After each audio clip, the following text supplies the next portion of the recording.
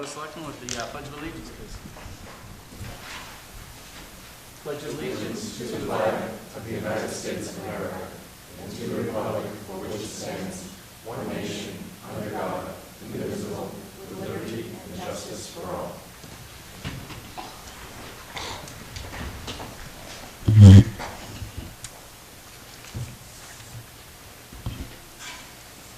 Welcome to the May 19th town of Middleborough Board of Selectmen's meeting. We are being taped by Middleborough Community Cable Access and being broadcast on Verizon and Comcast. Does any member of the board have anything under unanticipated? I have the opportunity to go to Massasoit's open house. They started their EMT and paralegal or paramedic program. Excuse me. It looks great down there. They have a replica of an ambulance that they can teach students to use. So if anyone's interested in joining that program, I would give them a call or stop by. Anyone else? Recognition. Okay, I would just like to remind the board and the public that if you're going to place any type of sign on Town Hall lawn, you need permission from the town manager's office. Any other signs are not allowed. Okay. Announcements and recognitions. Mr. Chair, Ms. Dalton? I have a letter here from the Division of Marine Fisheries in the Commonwealth of Massachusetts to the Friends of the Middleborough Lakeville Herring Run. On behalf of the Marine Fisheries, I congratulate the Friends of the Middleborough Lakeville Herring Run on the success of the first annual Herring Run Festival. Your organization's efforts to coordinate and manage the event, which attracted more than 2,000 attendees, are worthy of commendation. The festival provided the public with a unique opportunity to observe the Nemasket River Herring Run, one of the Commonwealth's most productive, while learning about the cultural, economic, and biological importance of river herring to the region. Our biologist, Dr. Mike Bednarski, of our Diodromus fish biology, sorry if I slaughtered that, I'm not a scientist, and management project, had the chance to speak with citizens about how the collaborative efforts between the Middleborough Lakeville Herring Fishery Commission and Marine Fisheries have resulted in the restoration of the Nemasket River Herring Run, and most importantly, how the lessons learned are serving to guide restoration efforts in our systems. He spoke highly of the festival and stated that the event provided him with the chance to interact with and educate hundreds of our constituents about fisheries management in Massachusetts. Marine Fisheries encourages the Friends of the Middleborough Lakeville Herring Run to continue their mission to showcase the Nemasket River Herring Run through the use of outreach activities such as the Herring Run Festival. We fully support your effort and look forward to participating in next year's festival. Sincerely, Paul J. Diodati, Director. So I thought that was very nice that they took the time to acknowledge us and our success, and thank you again to everyone who worked on it. Okay, I skipped over the public's unanticipated. Does any member of the public have anything under unanticipated? Recognitions, announcements. Whatever you want, Mr. Moderator. Okay. Good evening, everybody.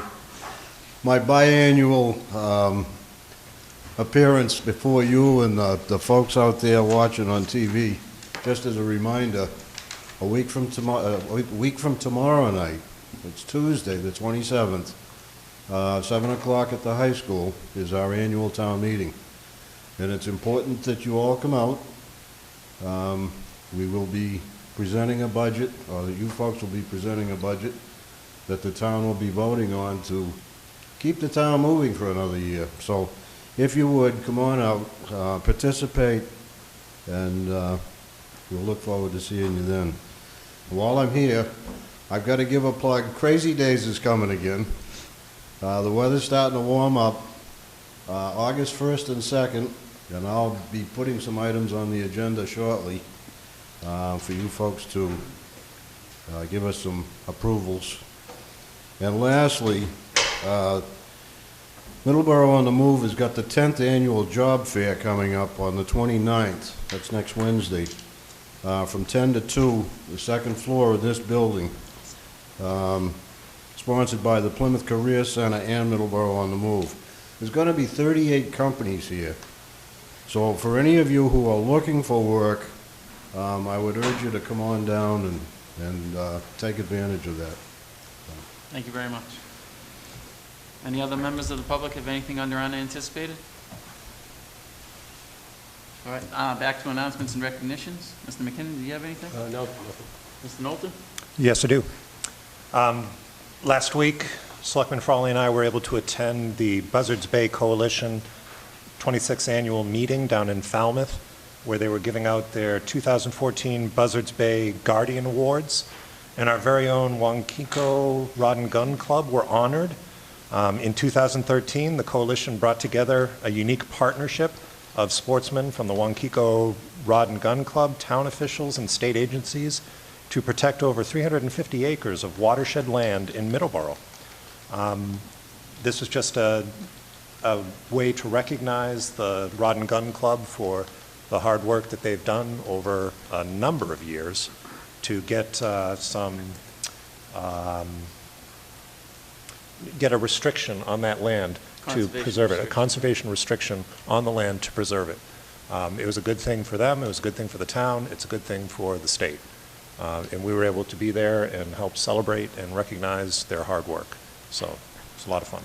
Yeah, it was a great event, and couldn't be happier with the work that the Wankiko Rod and Gun Club did before that. And also our Conservation Commission did a lot of work in regards to that as well. And I had a very nice conversation with the commissioner, the new commissioner of the Department of Environmental Protection while I was down there. And oddly enough, I brought up Rockland Industries and reminded him that the first complaint on that site came in over 40 years ago. So I encouraged him to come down and visit sometime. So hopefully that'll, I don't like to miss an opportunity. So hopefully we can get something out of that as well. Anything else, Mr. Moulton? That would be it. Ms. Stewart? I don't have anything. Okay, I would like to just pass the board's condolences on to the family of Mr. Luke Leonard, who was a longtime volunteer in the town. I think it was said that he used to go down and count the fish before anybody else would get there. So and he was there from the beginning. So it's quite a few years that he used to do that, among other things. And I just wanted to express our condolences to his family on his passing. And I think that's it. Does any member of the audience have anything under announcements and recognitions? No? All right. I'd entertain a motion to accept the minutes of 5/5/14 and 5/12/14. So moved. Second. You want to take those separately, Mr. Chair? Yeah, if you All would. right, we'll take Thank you. the minutes of 5/5/14 first. Motion to accept the minutes of 5. Motion to accept. So moved. Do I have a second? Any Second. comments or questions?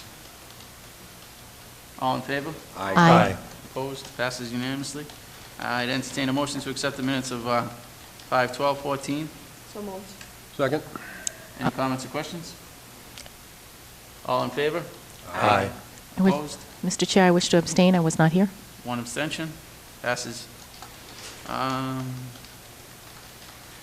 Warrants. I'd entertain a motion to authorize the chairman or his designee to sign the warrants for the week ending 5/17/14. So moved. Second. Any comments or questions? Yeah, Mr. Chair, do you want to also do that for the following week? Are we going to have a quick meeting well, if we Yeah, have a we'll have meeting a- before the town meeting, we're going to have other things to take care of, so why don't we just do it for the next 2 weeks? That way we can, Why don't we do it for keep the you- next year? can't do that because the auditors need to have that little bean every week, but we can do a couple weeks in a row. All right, so I'd entertain a motion to, well, let's get this motion through first. So I have a motion and a second. All in favor? Aye. Opposed? Passes unanimously. I'd entertain a motion to authorize the chairman or his designee to sign the warrants for week ending 5/25, I think? Because it would be to the, It's a Saturday. They use the Saturday. oh, all right, so 5/24. So moved. Second. Any comments or questions? All in favor? Aye.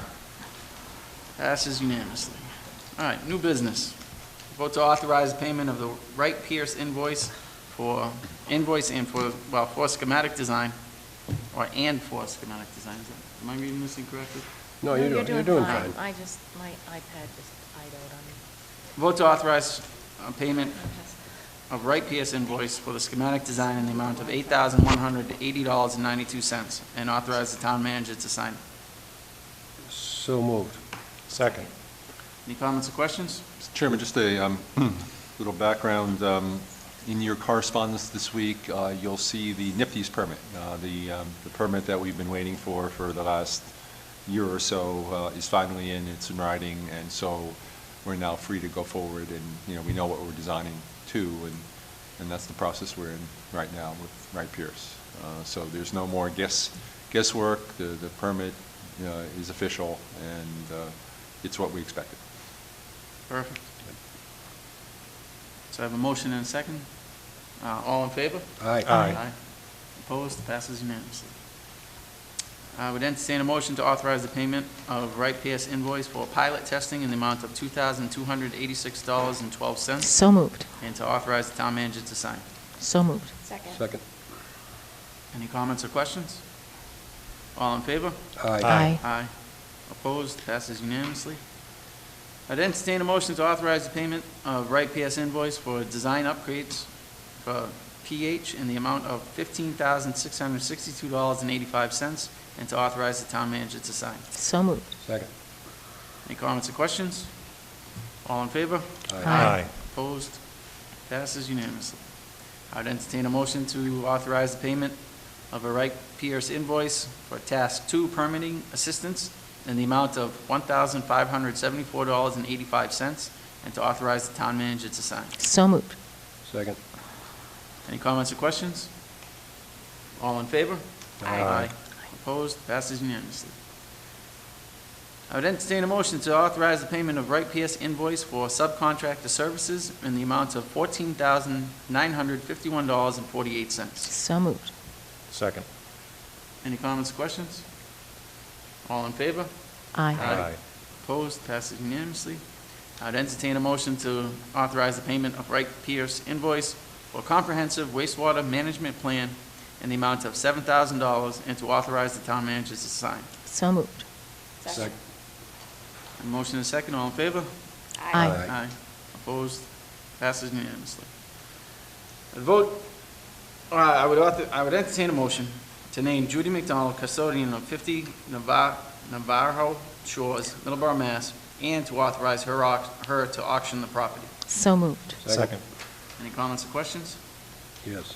Mr. McKinnon? What's the, is this another, Yeah, it's similar to that other property we authorized. Again, it's just, you know, dotting the i's, crossing the t's, to make sure that the transaction goes on without a hitch. okay, very good. Okay, now we're going to have a discussion to consider developing.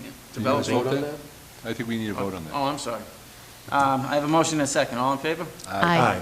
Opposed? Passes unanimously. Now, we can have a discussion to consider developing an annual volunteer recognition event where the selectmen would choose the recipients from nominees submitted by the community.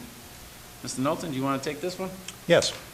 I brought this up because I'm well aware of how we rely as a town on our volunteers. We have many, many different committees, people who work tirelessly for our town for little recognition, no pay.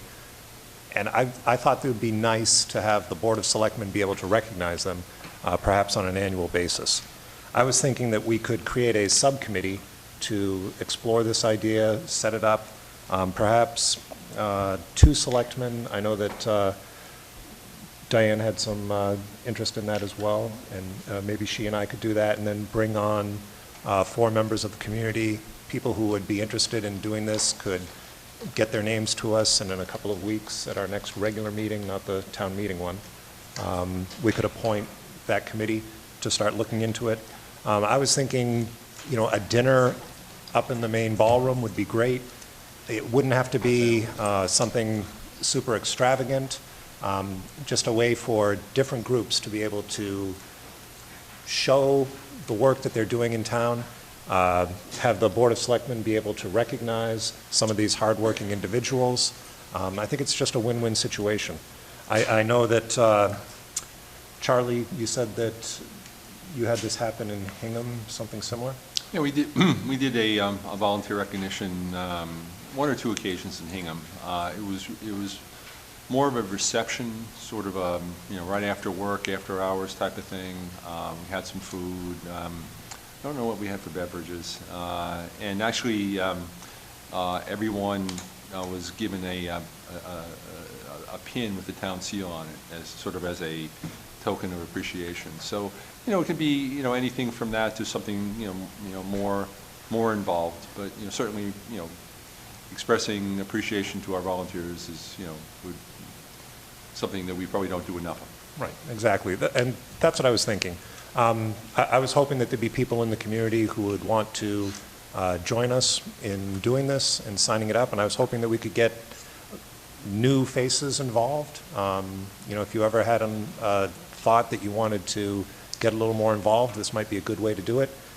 Be able to start meeting some of the people who are on the different committees, seeing how many volunteer opportunities there are here in town. It's something I would like us to explore and see if we can't set up.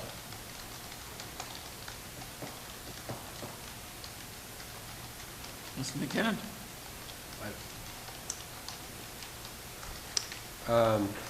I think trying to pick one or two volunteers that are the star volunteers is very difficult. And I think there's a propensity that it could get to be the same people, pick the same people, and somebody's going to get slighted. If you're going to do a volunteer recognition, I would just as soon open to everybody, all the volunteers. And as Charlie alluded to, as a different way of doing it, a late in the afternoon type thing where people come in and mingle. Picking one person, it's difficult because I remember one year I attended the COA volunteer recognition, and there was a woman there that I think it was 20,000 hours she had volunteered. I mean, how do you beat that, How do you even find out about that? Yeah, I mean, how many people are out there that are, the gentleman that started counting fish before anybody counted fish. These are people that want to do this because they want to give, but they don't always want to get their picture on the front page of the Gazette. And some people who do that don't want to be acknowledged for that. They want to just do it because they're given and they just want to give. So I don't know, it's tricky. And I don't want to,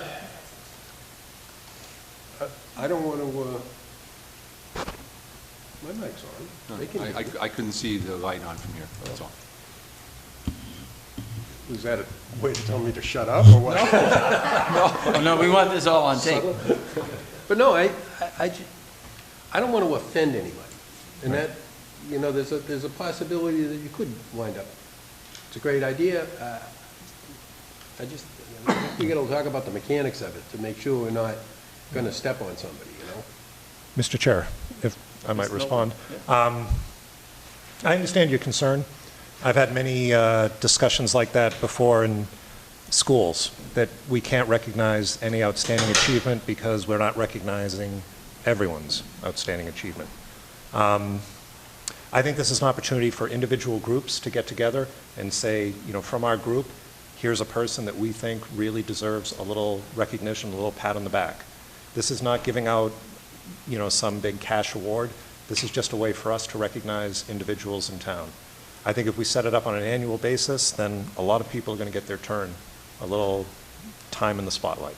I do understand your concern that, how do you pick somebody when you've got a town full of great people?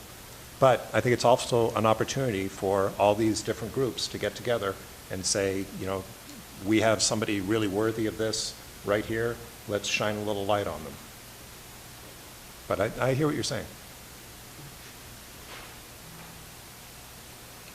Mr. Opie? I think Selectman McKinnon has some very valid points, and if... I want that on tape. Hey, we agree more than we disagree, let's face it. She just got back from vacation. Yeah, I'm relaxed, what can I say? And there are so many people that should be recognized, and I would not want to run the risk of slighting people who felt maybe they should be recognized as well. That's all I have to say. I like the idea, maybe we could do a group thing. Maybe we could talk about it, figure out the mechanism. That's how I feel. Ms. Stewart?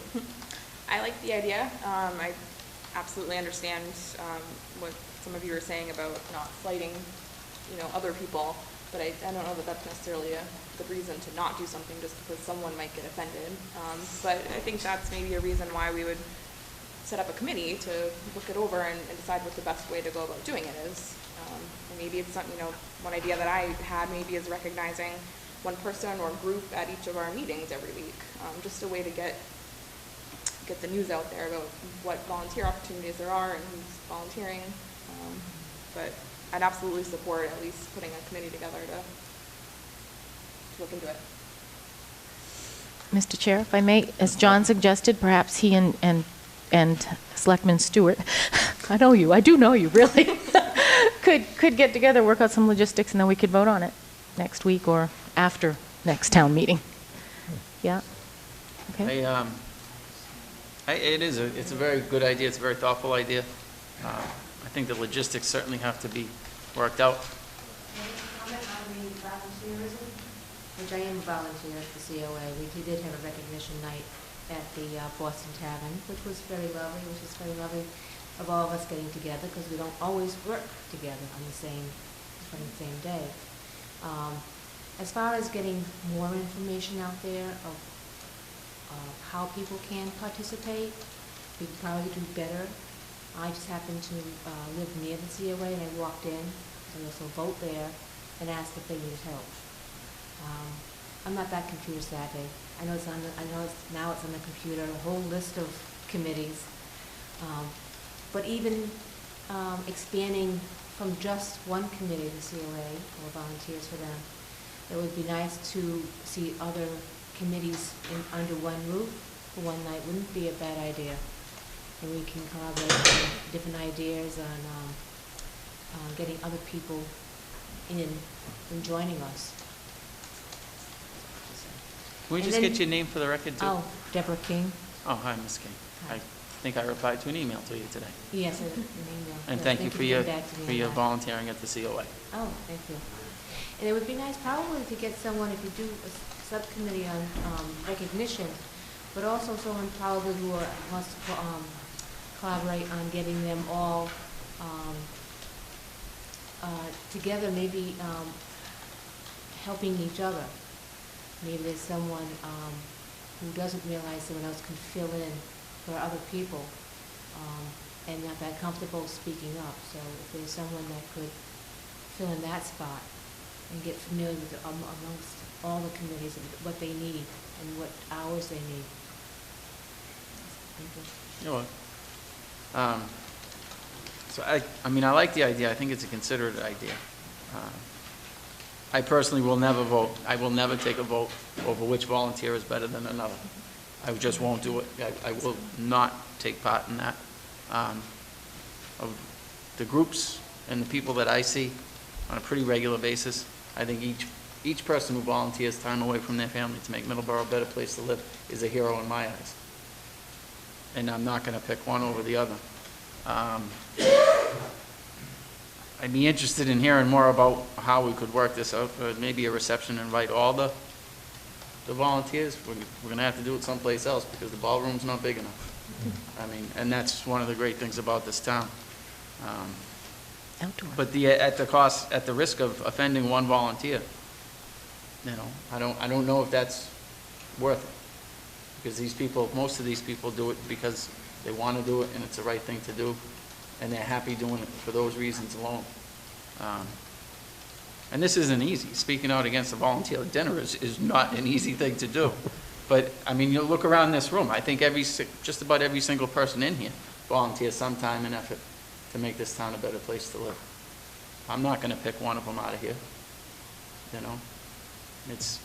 I would be interested in hearing more about it, but there's a lot of things that I'd want to be comfortable with before it move forward. But if you guys want to move forward and work on that, best of luck to you. Maybe we'll have a dinner and recognize your volunteer efforts for it. Maybe we won't. Well, maybe we won't. I would make a motion to appoint the two volunteer committee victim, whatever, what do you want to call it? Volunteer committee Task force. Appreciation task Committee. force? Yeah. Task force. To John and Diane to the volunteer committee task force to head it up and get it rolling. Figure it out. That's a motion. Second. I have a motion and a second. Any comments or questions? Of course, we all know the best way to ruin a good idea is to form a committee, right? True.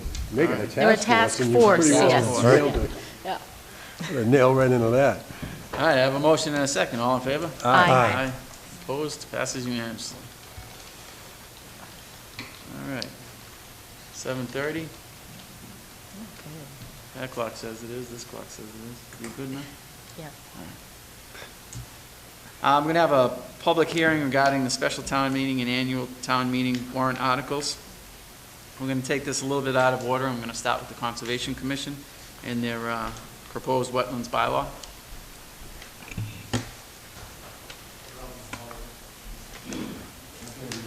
Thanks, Ron. So you want to, Alan, you want to open the hearing? Just Okay, we'll open this hearing.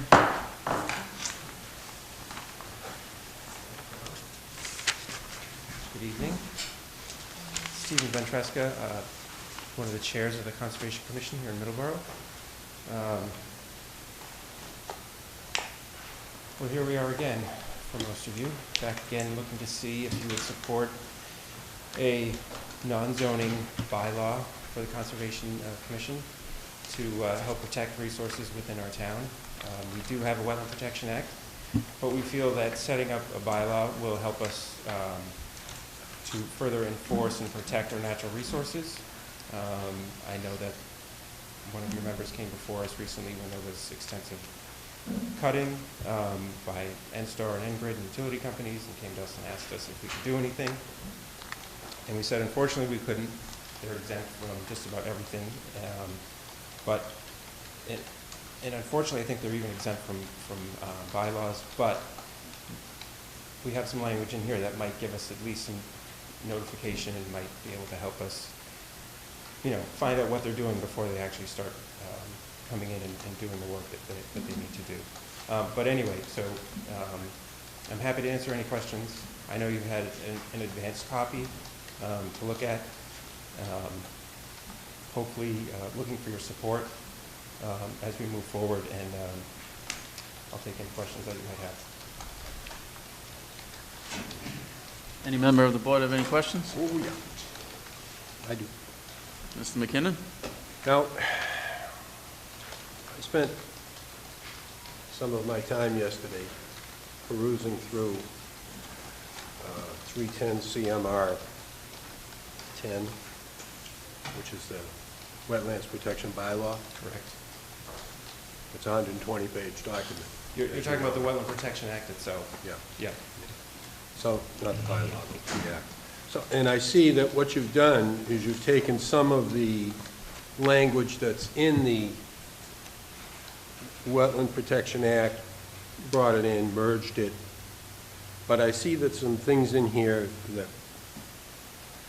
concern me. First of all, if you've already got the Wetland Protection Act, which is pretty substantial in its language, and which language doesn't reflect in this document, in this bylaw, because of course it would be a long document if it did, but there's the possibility of things getting confused from the folks when they're trying to do things to their property. Okay. Do you have a specific example? Well, yeah, I mean, there's a lot of different examples in here, like the Wetland Protection Act specifically states that you can do work on your property, things that are already there. If you have a lawn, you can cut it. Sure. But this, when you first read through this bylaw, it looks like you can't touch a lawn if it's within 100 feet of a wetland. Now, this is, my concern is, I think I've heard the I'm number sorry, but 58%. I think that's overstating it. I mean, I think, That's the way this looks when you read this. right, the Wetland Protection Act says the same thing. But the Wetland Protection Act specifically states that you can do work. You could put a cordwood. You could stack cordwood. You could have a fence. Yours doesn't say that you can have that. So there could be, I don't think the Wetland Protection Act says that you, yes, it does. it says specifically you can stack cordwood and you Yeah. can put up a fence. Yeah, you can't put it within 25 feet of the wetland. I think, You're quoting. Mr. Burgess, Mr. Burgess, You have to Mr. get up Burgess, here. if you're gonna address the board, you're more than welcome to, but at the podium. Ron Bridges, 51 Summer Street. You're quoting the regulations. The regulations are the document on how to apply the Wetlands Protection Act. The Wetlands Protection Act is about a page and a half. The regulations are 120 pages. And that's how you apply the Wetlands Protection Act. Mhm. So And that's what you're doing here, right? the intent and what's written is, it's a bylaw that mirrors the Wetlands Protection Act. And it takes into consideration the fact that you would apply it the same as you would the Wetlands Protection Act, which means you use the regulations. So if you're reading that you can do something, that's how it would be applied. And the way the act is written is you can't do anything within 100 feet if you haven't filed a notice of intent and you haven't proven that the potential activity that you want to do will not have a negative effect on the wetlands. Okay. So there's an application process for anything that's over and above the normal maintenance and so on. So, excuse me. Thank you. thank you for clarifying, Ron.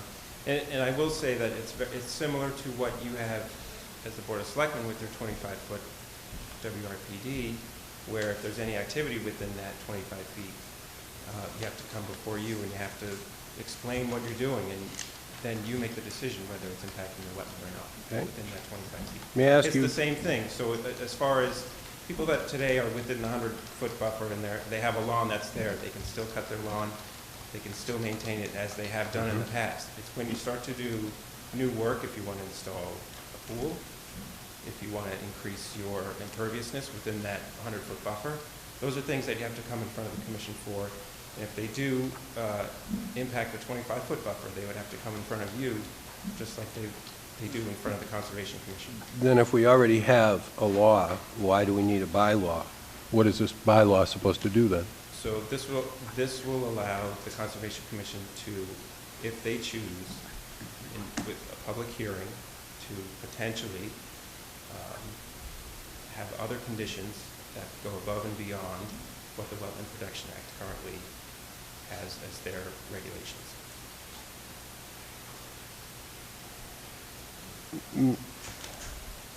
I've read this several times.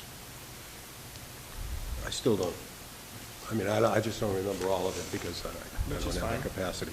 But I do there's a couple of things that, along with what I've already alluded to, when we talk about enforcement in here.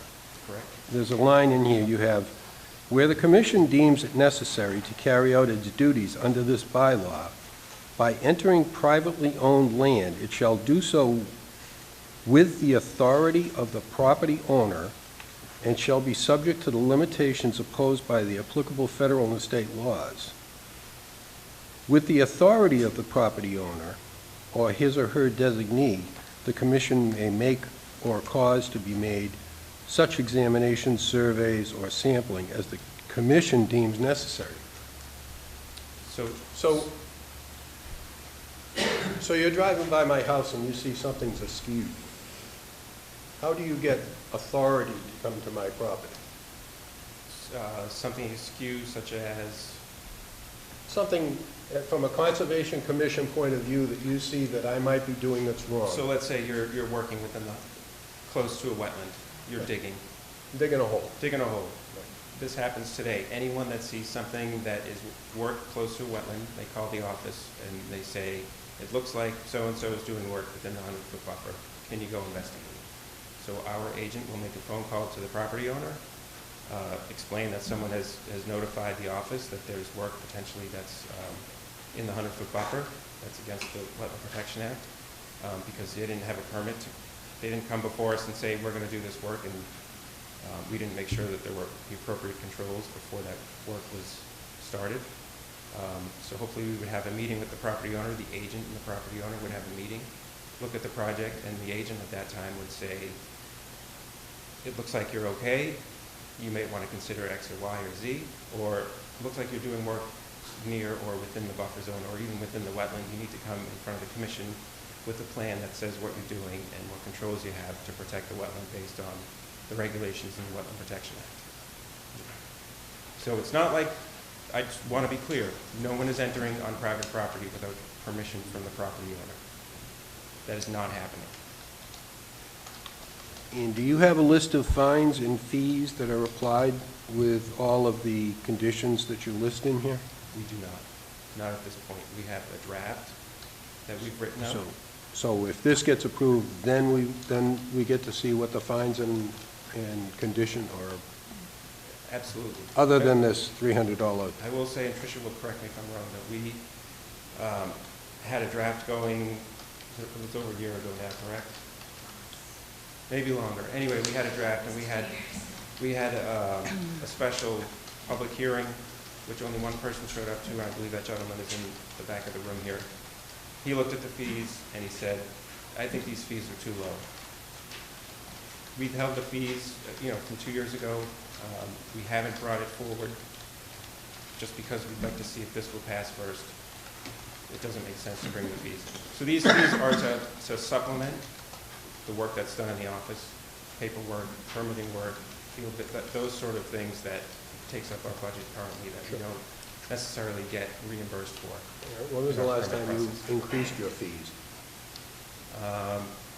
We have not increased our fees. I mean, our fees are based on the state fees, so we get a portion of that. It's split up. It's not 50-50, but let's say it's 50-50. So when a permit comes in, half the fee goes to the state and the other half goes to the town. So when the permit applications are low, we don't get any fees. And so most of the permit applications since 2008 have been septic system repairs and smaller projects, not subdivisions, not large commercial projects in town, that would replenish our funds. I have no further questions. Mr. Alpe? Mr. Chair, I see where Selectman McKinnon is coming from in that the state's bylaws seem very similar or almost exactly the same as yours. I think the confusion comes in here, and correct me if I'm wrong, the state bylaws, if we don't have a local bylaw, can only be enforced if it's a recognized wetland by the state, whereas, and I could be wrong, the local, we have our own local bylaw, the Conservation Commission can enforce wetlands that perhaps they are aware of, but that are not recognized. Is that, no? No. Okay. No. Thank you then. To determine what a wetland is, you need to look at the soils, you need to look at plants and hydrology as well, but mainly soils and plants. And so, so you can look at, there are maps out there that the state has put together, compiled, that you can get an idea of and have an understanding that you may be close to or working within a wetland buffer. And so, and I'll be honest, sometimes work happens and we don't know about it, and we may never know about it if the homeowner doesn't share, or someone doesn't say anything. But in those instances that there is work within the buffer and that someone makes a claim, there isn't any additional, I don't know, and so I'm kind of muddling it here, but there's not a lot of extra things that the agent can do based on this bylaw as it's written currently. Okay, so I understand, I mean, you've obviously put, all of you, a lot of work into this. So what I just would like to know then, why did you feel it was necessary to draft a local bylaw when we have one that's almost identical on a state level? So that's what we need to know. And it goes back to what Mr. McKinnon was saying, and it gets back to the fees, and it gets back to replenishing our funds that we need to run the office. Because frankly, it takes that much more time and expense for us to go through the permits that just about every other town board has to go through, and we have to sign off on.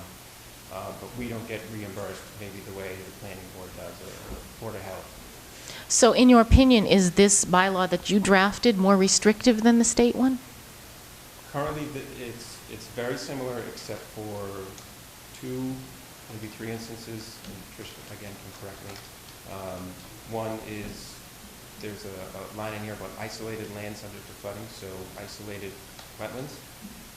If it's deemed, and so there's a regulation in the Wetland Protection Act that you have to calculate how much water that isolated land holds, and if it meets that threshold, then it becomes, the Wetland Protection Act doesn't protect it, but this bylaw would, and it would afford it a 25-foot buffer.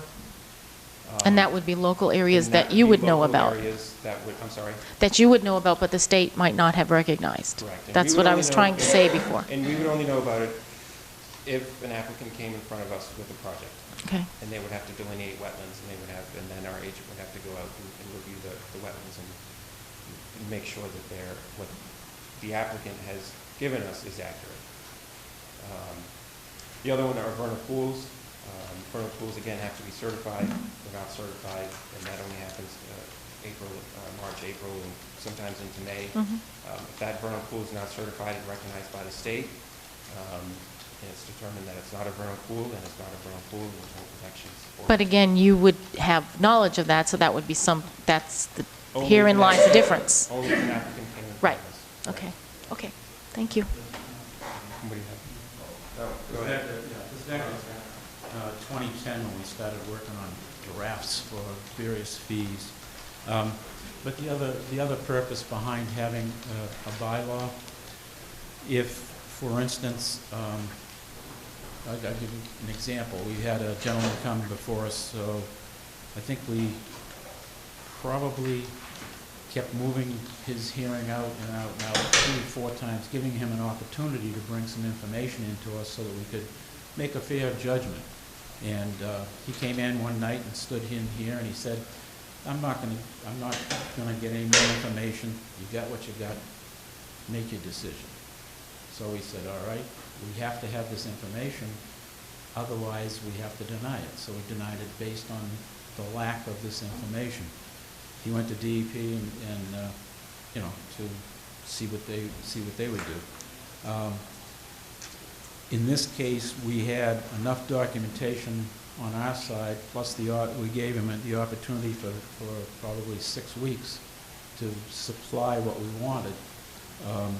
They substantiated what we did and denied him also. But there are those occasions where you say, I need more information before we can make this decision. And if an applicant refuses, again, you can deny something, and then they go to the adjudication, and at that point, it enters a whole nother sphere of legal, administrative things. And once you get into that, you have to follow all the administrative stuff to come to an end. But at each step, you have to send someone there to represent you. And it gets costly, it could take over a year. I mean, it's with a bylaw, if you said, the commission said, all right, we have to have this information from a biologist or a geologist or whatever is needed, and an applicant refused and you denied it, the only step is go to land court. Not a year's of adjudication, which also leads to land court. So it's more immediate for both the person making the filing and for the commission. It's less costly for them. It's less costly for the commission. Do not collect, $200, go directly to jail. You go directly to the court and have your day in court. So there's an enforcement issue there where the commission's decisions are more final.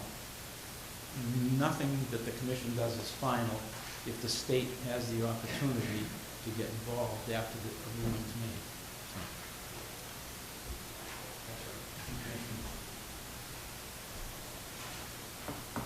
Anyone else have any other questions? Mr. Chair. Mr. Knowlton? As I was reading through this, I'm concerned that it seems like you might be trying to base your budget upon fees, and this seems like very fee-heavy. If a person, for instance, wanted to put in a child's play set where they had to dig and put in a little cement to hold the posts, that's something they're going to have to pay an application fee to you. They're going to have to pay for any experts that you decide that are necessary. They're going to have to send certified mail to all the abutters, so the abutters can then chime in on whether or not this play set is going to work. They're going to have to pay for a notice in the paper. They're going to have to pay for any security. And if they don't do this, there's a violation of $300, what, per day. That seems excessive. Is there a question? I actually just wanted to ask a question. That's only if they're performing activities within the resource area or buffer zone, right? Right, within 100 Right. feet. All right, so it's not anywhere. But it's an expansion of what, So in your scenario, if the homeowner came and found out that that they were working with the 100-foot buffer, let's say their neighbor knew the process and said, hey, you should go to the Conservation Commission. I would hope that our agent would go out to the site, listen to the owner, understand that, it's a minimal process that is happening. And if it's 4 posts, I can't imagine that we would ask that person to submit a full notice of intent, which requires what you would explain in your narrative. At the very most, I would imagine it would be an RDA, or request for determination of applicability, which is a much lower threshold and give the commission either a yes or no, positive or negative determination. which they would still have to pay an application fee to you? They would have, no, they would not. It would be, they don't even have to do certified mailings in that case. It would just be, I think it's still a notice in the paper, which is, how much is that, $75? It's about $78. $78. And so it's a much lower threshold. And so that would be the maximum that it would be for that type of, in your scenario, again, some type of play structure. My guess is for the majority of those type of cases, the agent would be fine with that type of work and would not require the applicant to come forward, either just write a letter or an email. So I think we need to take a step back, and I think that these bylaws are intended for subdivisions, large commercial projects, things where there's going to be a lot of activity, things that take up the time and resources of the commission. We're not trying to get the homeowner out there that's trying to do the right thing and trying to, provide for their, for their family and do what they want to do to, as much as they can within their property without infringing on the wetlands. And that's it. I mean, But that's certainly how this could be applied. I mean, there's a long list: tree cutting, incremental activities, which could be justified as almost anything. So tree cutting and other activities as you're describing, I mean, that's already something that we look for under the Wetland Protection Act. That's part of, it's also part of the Wetland Protection Act. We're not doing. And that's the other thing. I mean, all this seems to be just a doubling of what is already in place. Correct. But it's not anything other than the 2 or 3 instances that we talked about earlier. It's not increasing anything more than what the Wetland Protection Act has already written down. Now, Tricia wants to. I just wanted to expand on your question about play set or shed or anything like that. Obviously, it's not written out in this bylaw, but in the state regulations, wetlands protection regulations, there is a provision in there that if you're doing minor work, such as a deck, shed, pool, above ground pool usually, outside 50 feet of the wetland, then have it in existing lawn, it's allowed. It's minor, without having to file. I sign off building permits. It's part of my job as the conservation agent, and I review things like that. A lot of sheds and decks come before me, and a lot of the time they are outside the 100-foot buffer, but if they're outside that first 50 feet, it can be signed off. If somebody wants to work in the inner 50 feet and I feel that they have room to move the shed, I usually get to them before they're even filing the building permit. They've gone to the building office, they've talked, with the building commissioner, in the office, and I get called over there to review things with them, and I say, well, you could move it over in this area, and then you don't even have to bother with me, So, there's a lot of things that happen in the office before it even gets to the level that you're talking about, where it would have to go before the Conservation Commission, and people would have to pay, the fees and advertise and all of that. That's generally for larger projects. I'm just concerned that it could still be applied that way. It wouldn't, though. It wouldn't. I think there are enough checks and balances, and I believe there are enough eyes on the Conservation Commission that if things start to happen, progress in that way, that there would be a serious discussion with the commission and with the agent. And my larger concern, again, is, you keep talking about how these fees will end up funding the budget. Right. I want to see the budget not funded on fees. I want to see you living within the budget that the town is providing. Unfortunately, the budget that the town has provided does not allow us to do that. And Quite frankly. sometimes services need to be reduced in those situations. And that happens with other departments as well. So if it takes you an extra couple weeks to get the house permitted, that's okay with you, because our services have been reduced. If it takes another 2 or 3 months for that subdivision to become approved because our services are reduced, that's okay with you. As opposed to having this kind of intrusive bylaw, yes. Okay, I mean, we could do this all night, but, so I disagree with that, with your assertion. And so, I'd also like to go back to the tree cutting and that type of work. Tree cutting is allowed under some circumstances, minimally, of course. You can't be clear cutting within the 100-foot buffer for hopefully obvious reasons, because that might cause erosion, which will get into the wetland and then might cause problems downstream, drinking water and that sort of thing. And so I just hope, so for me, the bylaw is looking at things on a larger level, even though it's trying to be, maybe looking at a smaller level, but it's also looking at a larger level where we're trying to protect our resources in town. There's more people in town, land is becoming scarce and that sort of thing. So it's another check to protect our resources, which hopefully will maybe mitigate, I saw water rates are rising, maybe mitigate raising the water rates. Because we have wetlands there that will cleanse the water before it gets to our wells. It's all connected. Ms. Stewart, Mr. Knowlton, do you have any more questions? No, I do not. I do, Mr. Chairman. So I just want to clarify that this has obviously been on the works for a long time, and multiple drafts have been sent back and forth to town council, and this draft that we have has been approved by town council. Correct. He's gone through it. He has no further issues with it. As far as I know at this point, he has no further issues with it. Regarding, maybe indiscriminately applying the law to one person over another, I think we absolutely need to show or the agent has discretion, and we need to allow the agent to have discretion.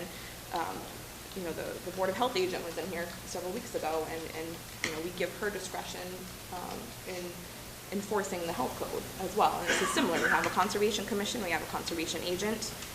I think the agent has discretion on how to apply the wetlands law, the Wetlands Protection Act, and if we pass the bylaw, the same thing. And she has had no issues that I'm aware of, and I have no reason to doubt that she would have any issues in the future with property owners. Do you know of any other towns that have passed a bylaw and how it's benefited them, or if the residents of that town have found that it hasn't benefited them and they've repealed it?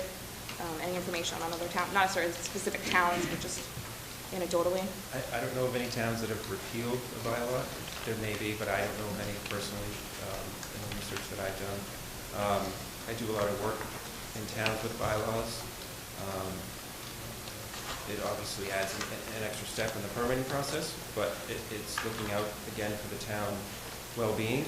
I think most conservation commissions that I've encountered and been in front of want to do the right thing and understand and have discretion in the projects that I've worked on.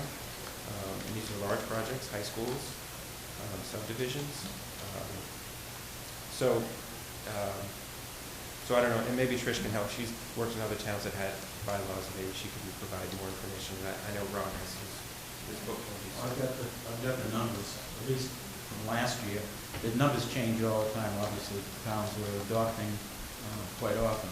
But out of the 251 towns and cities in the state, as of last year, there were just a little over 208 had adopted bylaws.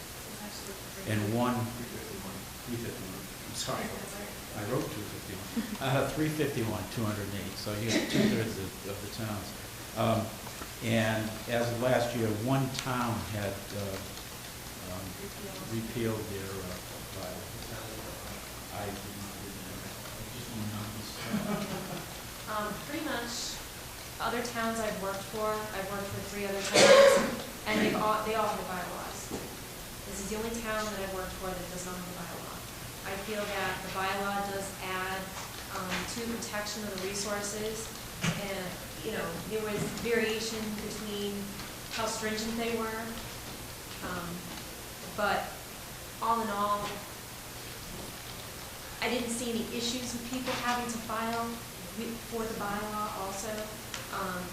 Some towns have separate permit applications, one for the bylaw, one for the state law. Some towns have the bylaw written, you know, within the permit for, it's the state permit application. The only complaints I got, when I worked for the town of Hanson, they had a 50-foot no star in their bylaw. That kind of became a problem, but I believe they have provision in there for grandfathering for lots that existed prior to the bylaw. So you work with people. I mean, it's all about working and creating balance. And so, and I also say that I think in here, and also in the Wetland Protection Act, we do say that the commission does have discretion in waiving those, whatever those extra, if they ever do come to be,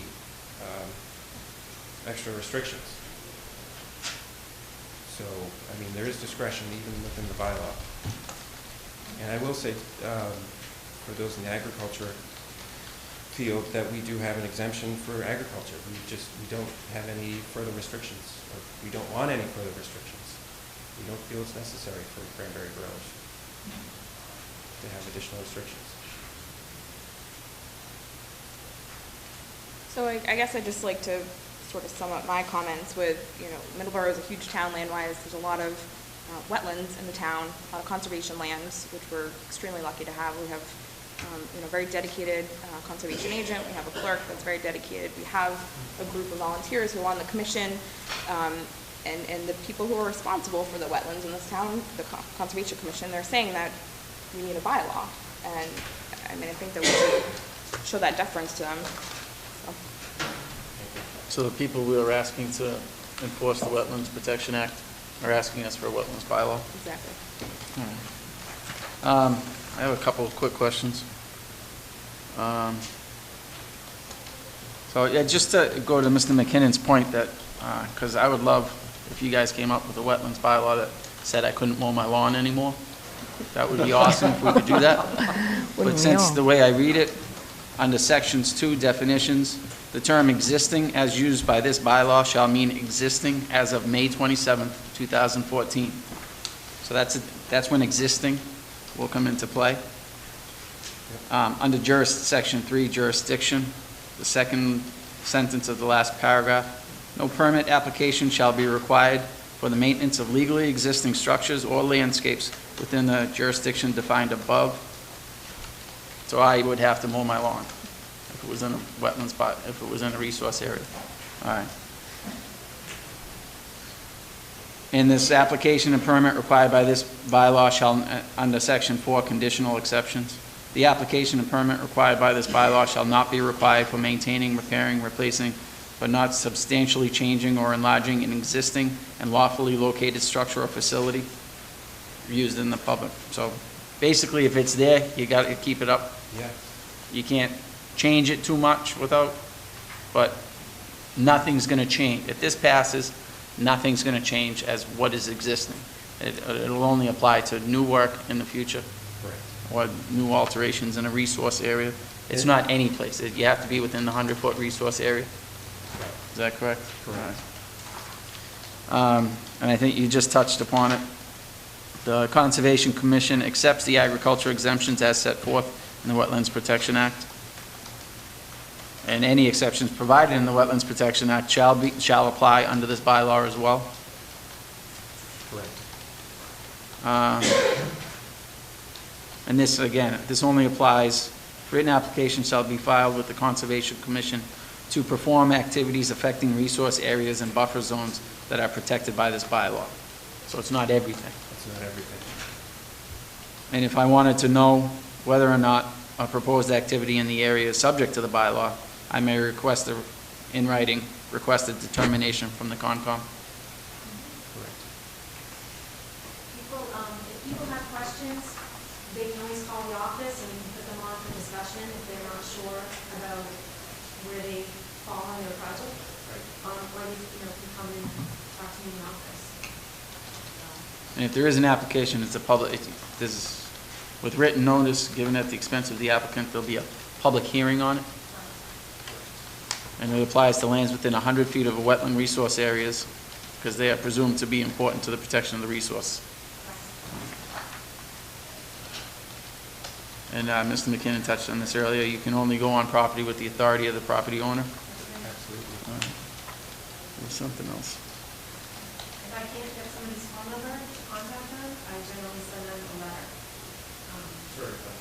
Certified, either, yes, which costs over $6 now. But I send them a letter, we received a complaint, or we saw something that may be in our jurisdiction, can you please contact us at our phone number? Our phone number for anyone that's out there is 508-946-2406. And then if they don't respond, then we send, another notice, usually violation notice, if we really can see what's going on in the road.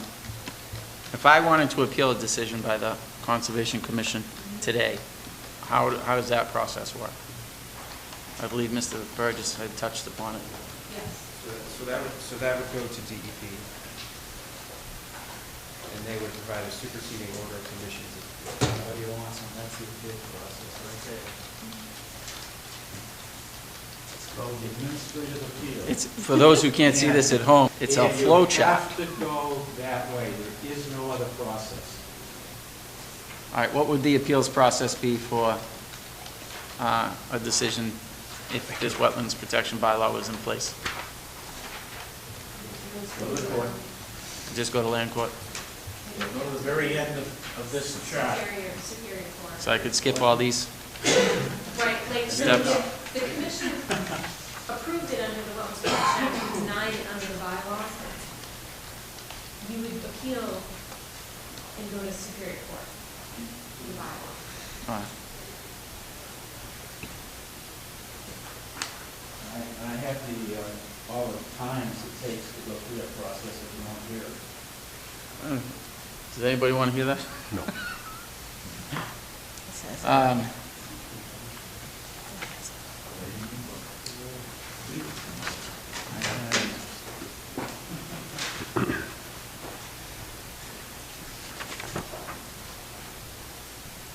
have one more question I just got to find.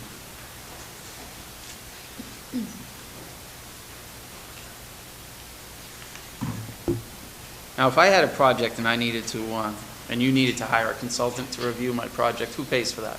That would be the applicant would pay for that. I'm sorry. I mean, it's right now. So if you came before us with a project. Say I wanted to build a subdivision. Yep. So you would have to hire a wetland scientist, you'd have to hire a surveyor and an engineer to lay it out and then come before us with a permit application, presumably a notice of intent. All right. And if we were to have that peer reviewed, then the applicant would put money into our fund, the 53G account, for us to hire an outside peer review. So that would be So paid does by that process change with the wetlands bylaw? Not change with this bylaw. All right. as far as the fees go, the fees that are paid by the applicants for these cover the expenses of the commission. Correct. Who covers the expenses of the commission now, without these fees in process? I think that's Tricia. Are you talking about the whole budget of the commission, or Okay. the general fund covers the salaries for the most part? We have been supplementing the clerk's position with some of the wetland filing fee money that we acquired over the years. Now that money has run out, I want to say as of next week. And we've asked for monies at town meeting, a little over $2,000 to carry her at her full hours, 36.25 hours, to the end of June. And, you know, we don't know what's going to happen the next fiscal year. It hasn't been recommended to get any supplemental money. So, I'll ask a question, it's kind of a leading question, I guess. But, so the town covers the fees, the town covers the cost of the budget for the, The salaries, for the most part. and the fees associated, the proposed fees in this wetlands bylaw would help supplement that. So the applicants, They would, yes. In the long applicants who run, were generating the business that you do Right. would be paying a little bit more for the fees, rather than every taxpayer in town contributing to Correct. those fees. Correct. All right. The difference is we have, you know, some fees are being paid for through this state, you know, fee schedule.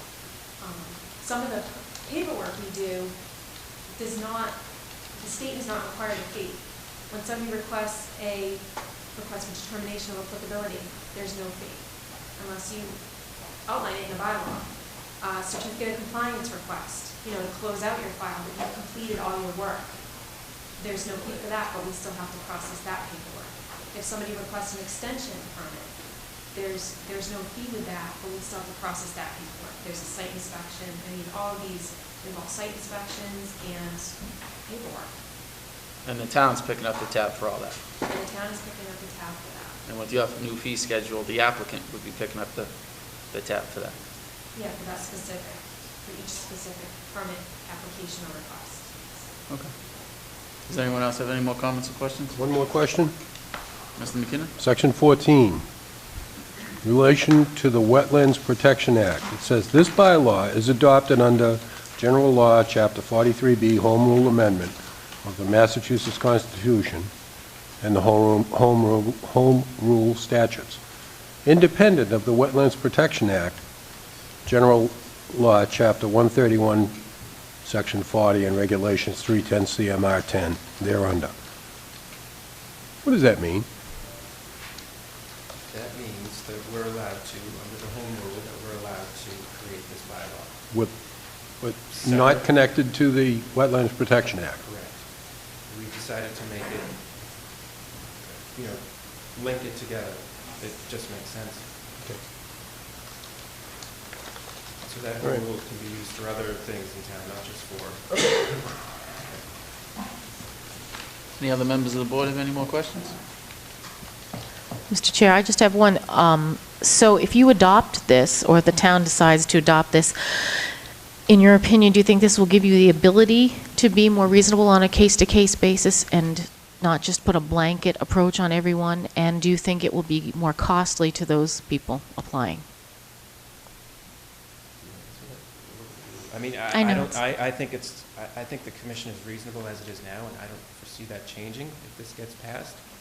I think we continue to be reasonable. I don't, for the 7 years I've been on the commission, I've not seen anyone, maybe myself, you know, request more information than, you know, be aggressive about getting information in. But I think on the whole, we're a very reasonable board, and we try to help the applicants as they come through and try to get their projects permitted in a way that protects the resources. If I thought about it, I could probably name you a half dozen projects, but Trish, can you go ahead? I don't know what more to say. I feel that we've been very fair. I personally feel that I work with everybody, you know, on a case-by-case basis. I don't feel like I blanket, you know, I don't feel like I treat somebody any different than another person, but I treat it just looking at the project, looking at the regulations, and I try to take out, you know, the emotions from it. I don't know, I do, I feel like the board, you know, was pretty reasonable, and I feel like, you know, they do their job. There's a reason why we have conservation commissions. And this bylaw is not going to change that significantly in any way? I don't feel it will. I think, you know, if we do come up with fees, they're gonna be very minimal. I actually had, we had a bylaw meeting last year, open to the public. We had one person there, and they thought our fees were actually a little low, on the low side, for what we were proposing. Yeah, a couple years ago. So, baby steps. Sure. Anyone else from the public like to add anything? Have any questions? And my name is Deborah King. And it seems reasonable, I understand what they're needing for a budget. But what happens when some agents leave and others come in? Their thoughts may be different. Is there something that is a safeguard for the taxpayer or the individual that they don't get the following year or 5 years from now, a spiked fees? Is there something that they can assure that there's sort of a fair, reasonable thought behind each case? I think for every board, it's a matter of the public keeping an eye on our elected officials in every case across the board, not just the Conservation Commission. But it would be up to the Board of Selectmen to make sure that the Conservation Commission is behaving in a manner we deem appropriate, just like it, and it's up to the public to watch each and every board. That's my personal opinion. Yeah, and I will say that, you know, we are a 7-member board, that we will have, if there was any change to the bylaw, if it was passed, that we would have to have a discussion in an open meeting.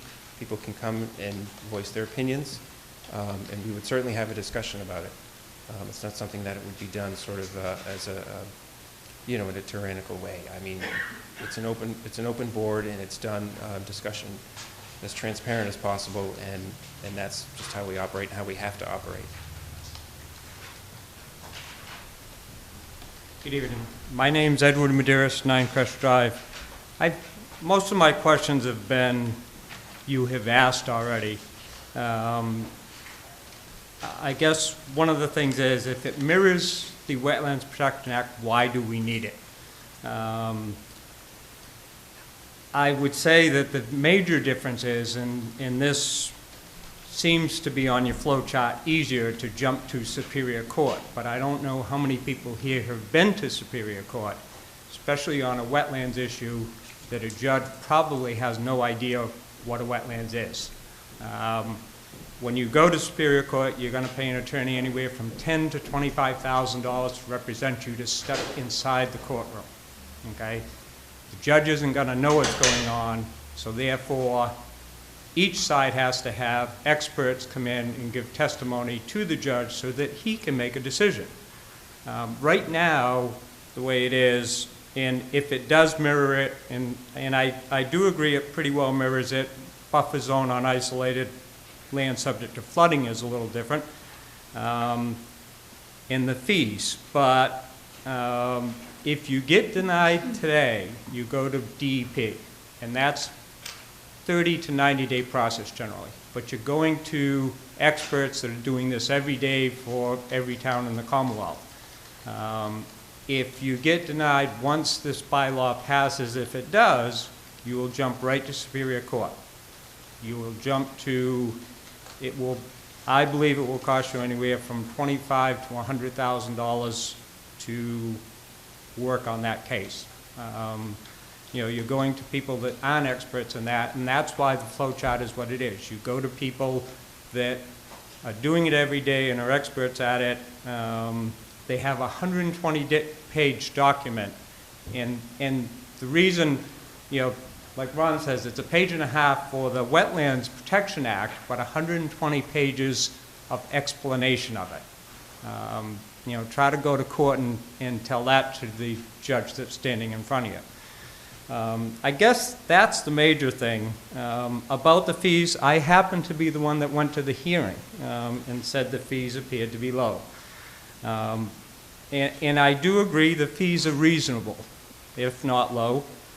The problem I have is that the Conservation Commission at any time, at least this was actually, the administration fees are dated March 31st, 2011, the ones that they proposed, and it was on a revised bylaw that was January 23rd, 2013.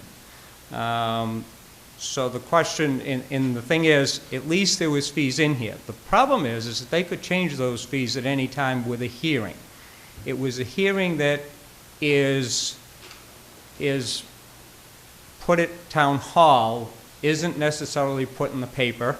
The general public, unless, I guess the major problem with conservation, unless you're gonna go there for a reason, you don't even look at their listing. I don't believe that there was any hearing on this bylaw that was advertised in the paper under public notices. The last one that wasn't under public notices, it was an advertisement in the paper. So the problem is, you know, if it isn't put as a public notice, the major part of the town people won't read it. So to me, that's a problem. If it mirrors the Wetlands Protection Act, I think if you ask 100 people that have ever been to that type of adjudication hearing, that they would much rather go to DEP than Superior Court and deal with attorneys on both sides. The other thing is, these fees may be eaten up pretty easily if one applicant applies to Superior Court and Conservation Commission has to start hiring their own experts and attorneys to go fight this. So that's just my comments. Thank you very much.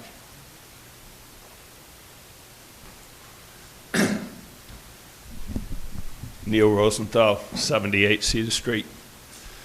To begin with, I'm sort of amazed that the Concom didn't think that they should or needed to have a public hearing on this. The public hearing they had was long ago on a completely different bylaw. As far as I know, any committee that wants to put up change or put up a bylaw is required to have a public hearing. And the fact that they didn't tells me a lot about what their intentions are. You know, you can't operate alone and privately in a situation where the public needs to be involved. So I'd like to have an opinion from town council whether or not this is legal under the circumstances to begin with. But going forward, isn't it a great thing that the state will allow us to have a home rule bylaw? Now, I'm always suspicious of the states when they allow me to do things that basically regulate and control myself beyond what they've already done. So my feeling is that they've never been really big on us building out here. They want to keep most of the development in the cities, and so any time they can get us to limit ourselves even more, they're happy as punch. And that's really what this is all about as far as they're concerned. Just because they want us to do this or will allow us to do this, or 200 communities have done this, doesn't mean Middleborough should do it. Middleborough's a special case. We've got lots of wetlands in Middleborough, 45% wetlands. So that this bylaw will impact a tremendous amount of area and a tremendous amount of people. And while you may be able to mow that lawn that's 50 foot away from a cranberry bog, or basically 50 foot away from some kind of swampland or whatever, you won't be able to put a shed on it without going through this whole process. You won't be able to change much without going through this process. You probably won't be able to cut a tree without going through this process. Now, several years ago, when this all first started to come about, what the Conservation Commission was all hot about was having a 25-foot no-touch buffer zone.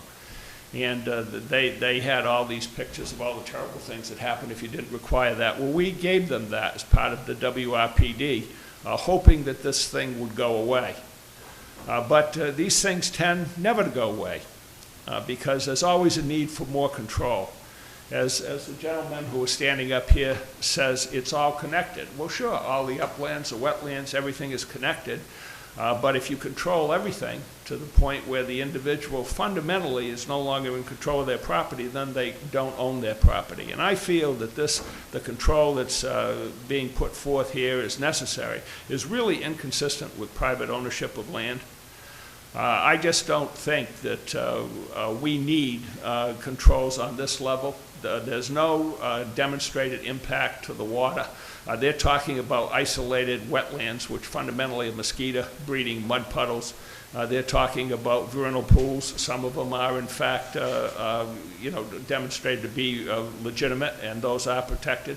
But some of these things are, again, they're simply there because there's clay under the ground and they dry up, and all they do is breed mosquitoes in a town that's already has its share of triple E and every other kind of mosquito-driven disease. I don't think we need any more controls to protect the mosquito.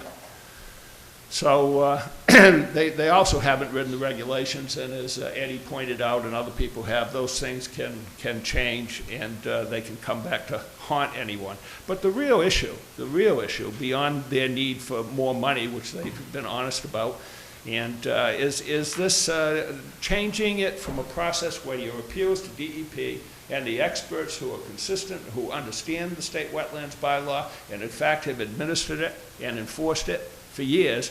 Now you're going to take this appeal to a superior court, and you're going to stand before a judge who has no knowledge whatsoever, in most cases, of these environmental issues. God knows how long you're going to have to wait to get in there.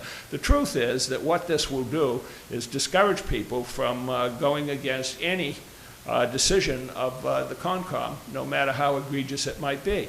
If DEP chooses to modify the order of conditions, maybe there's a reason for it.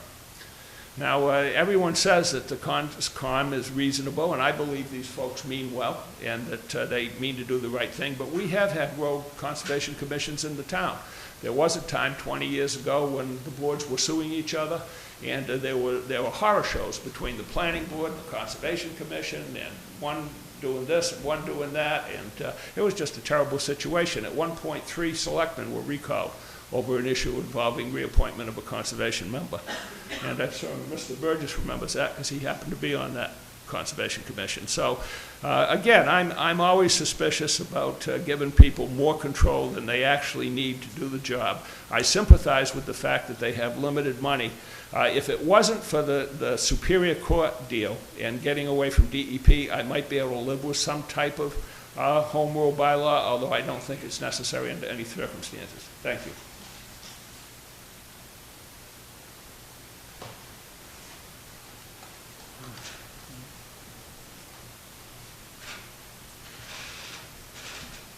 My name is Barbara Holton. I live at 68 Purchase Street. And I want to express my opinion about the Conservation Commission as far as I totally agree with both Mr. Medeiros and Mr. Rosenthal about the control that the Conservation Commission will have over the private person's land, and I think that they have ample control now, and the bylaw, the laws that are in place, I believe would be sufficient at this time, and they do have the ability to control the wetlands now. So to add more control to that would be detrimental to the people that own or live near a wetlands. Thank you. Thank you.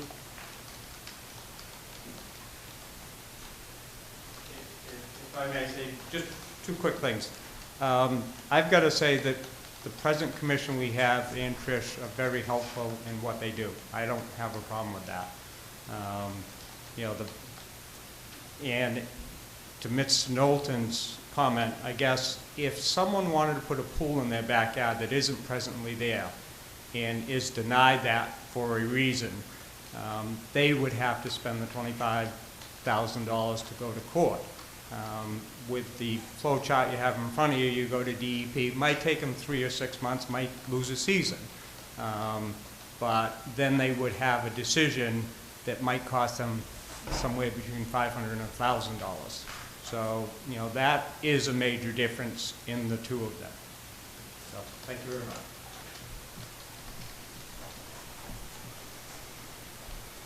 Mr. Chairman, my name is Brian Givino. I live at 89 Rocky Meadow, and I've always been vocally in support of a local bylaw for local control.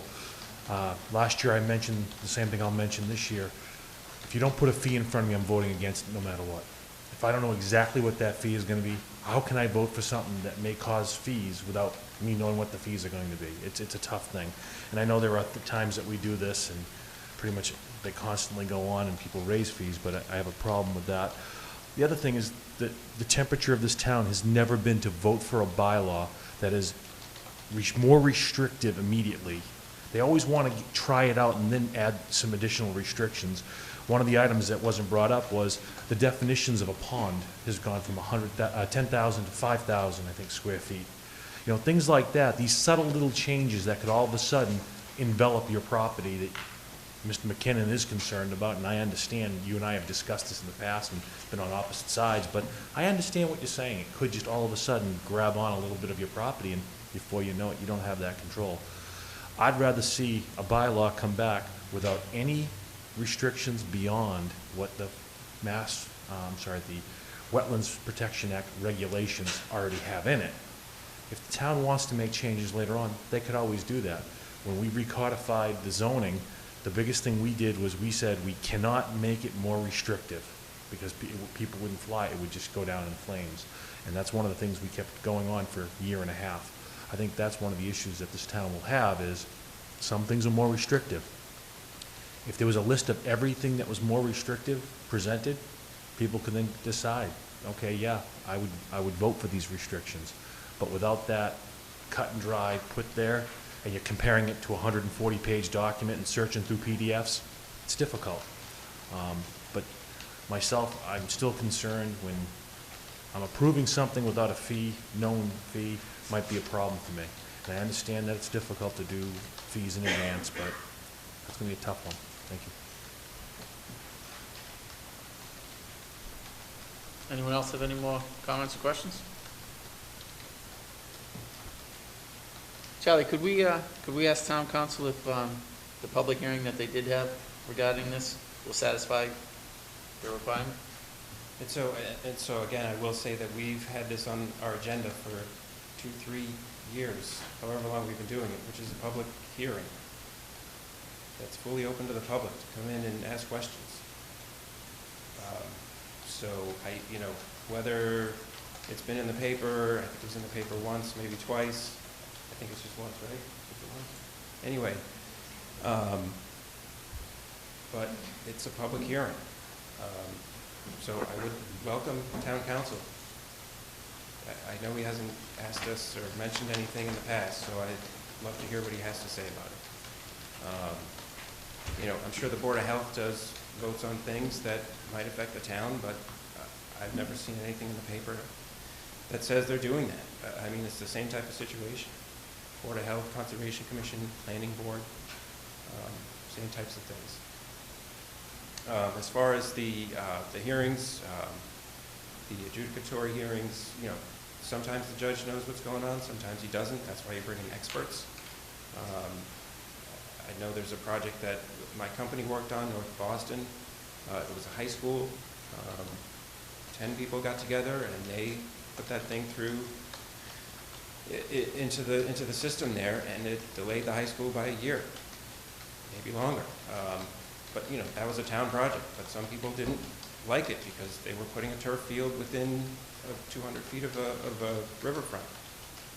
So the commission was fine with it, but these townspeople didn't like it. So they wasted a whole year and thousands of dollars on their high school. Something that's beneficial for the town. So it's a double-edged sword. And I appreciate people's comments and I appreciate people's concerns. I don't know how to allay their fears. Maybe you can.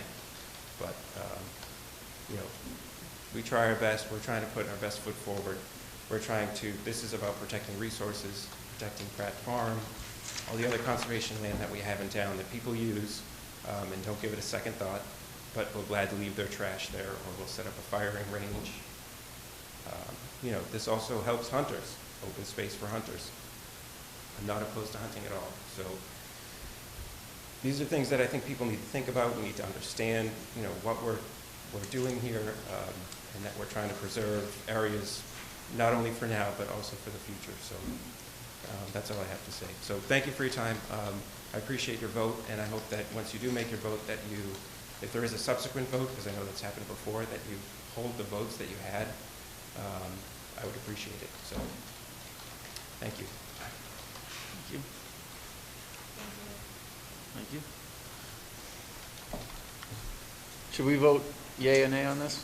Or vote to support, or You should can certainly check on it, but I think, you know, it would probably be a good idea with, you know, everybody here to do that if you're ready to do that.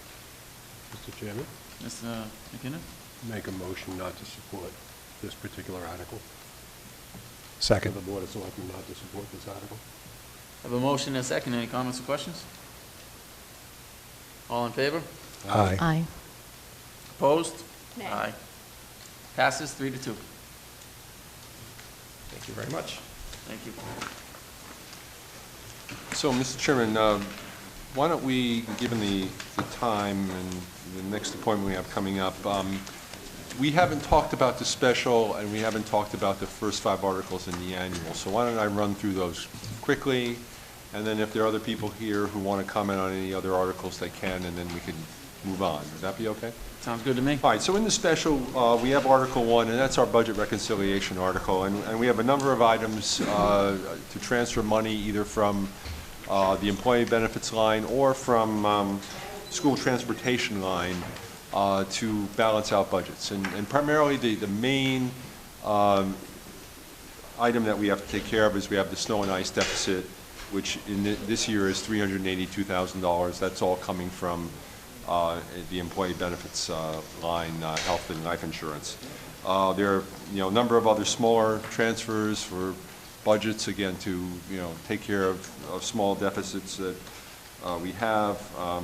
Or, you know, we want to put a little bit of money into tree trimming. You know, we never have enough money to take care of dead trees, so, you know, we want to take this opportunity to do that. So, so those are the main items in Article 1.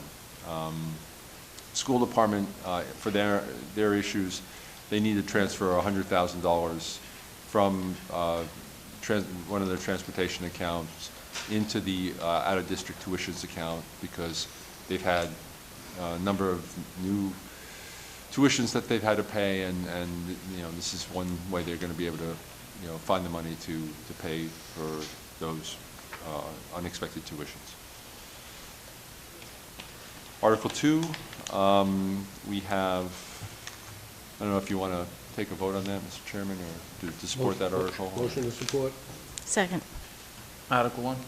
Article 1. I have a motion and a second. Any comments or questions? All in favor? Aye. Opposed? Passes unanimously.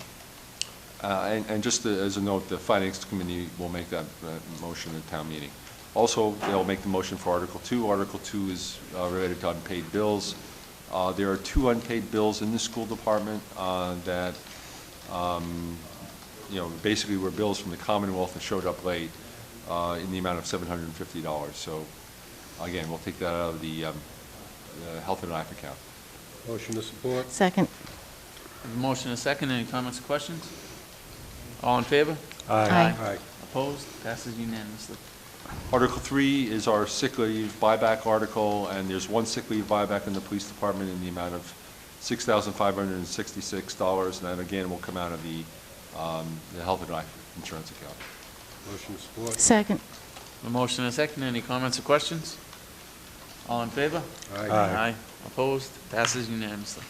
Article 4 is an article that we use to reimburse, in this case, retirees for some additional costs to their health insurance, and this came out of our original agreement with the Public Employee Committee.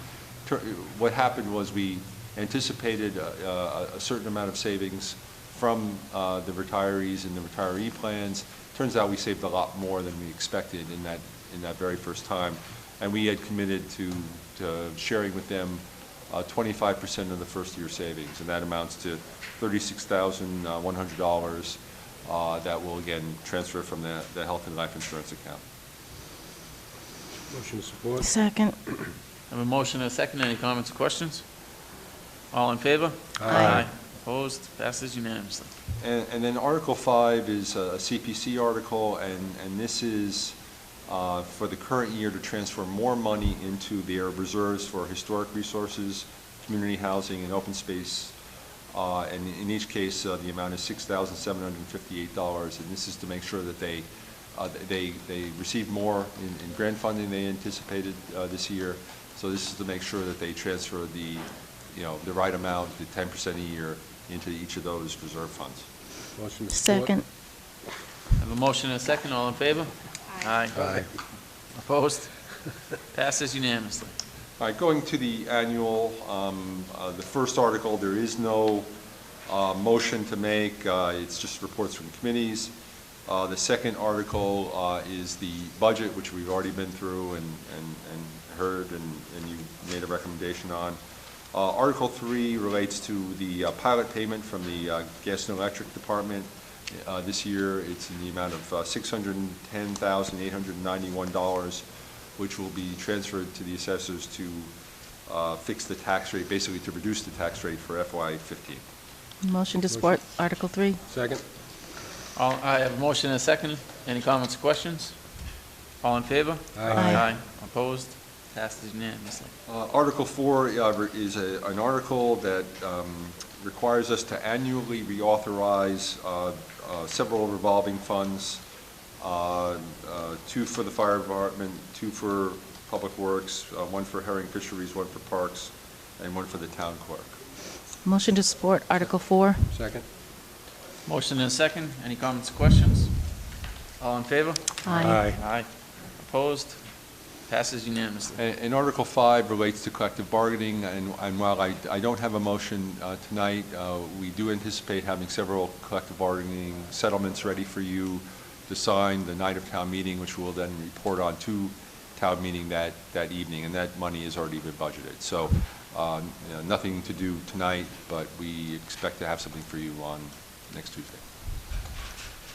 And with that's everything we hadn't heard. You've heard all the other articles. We've been through all of them, capital planning, community preservation, the miscellaneous other articles, zoning. So, I guess, if the public has any comments on any of those articles. Anyone from the public have any comments or questions? All right. We close the public hearing and Hearing is move now on. closed.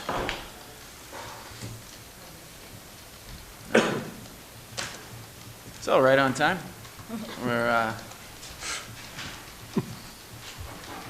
I'll open up the Water Resource Protection District hearing regarding 90 and 92 East Grove Street, which was continued from last week, regarding Cumberland Farms. Where is that? More pictures.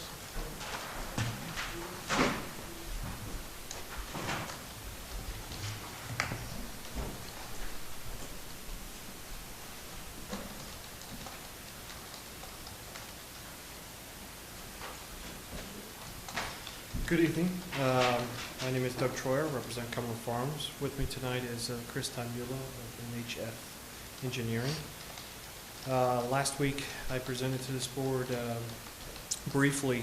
Cumberland Farms has filed a request for modification of the special permit that was granted on February 24th of 2014 in connection with its raise and rebuild of its construction of a convenience store and gasoline station on properties located at 9092 East Grove Street as well as 147 Wood Street. Pursuant to Condition B of the special permit that was issued by this board, should Mass DOT require revisions in the plans shall be submitted to this board for their review and approval. In connection with our application for permit to access state highway, Mass DOT required certain revisions to some of the plans, and as a result, we have requested a modification of the special permit and wanted to present to this board exactly what those specifications were. Last week, we were unable to do that due to a family situation. My engineer is here with us tonight, and I'll turn it over to Chris to kind of run through the changes on the plans. Before I do that, I'd like to just present the board with those plans so you have them in front of you. Thank you.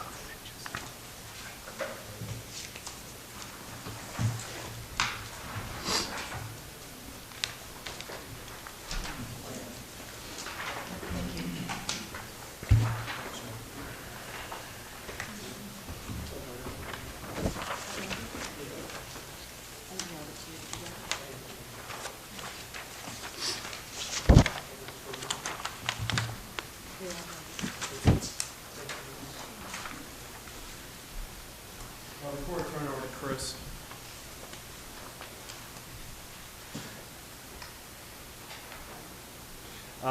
we did have a peer review from Atlantic Design Engineers. That was the other reason for the continuation from the last week, is we still have some open issues with them.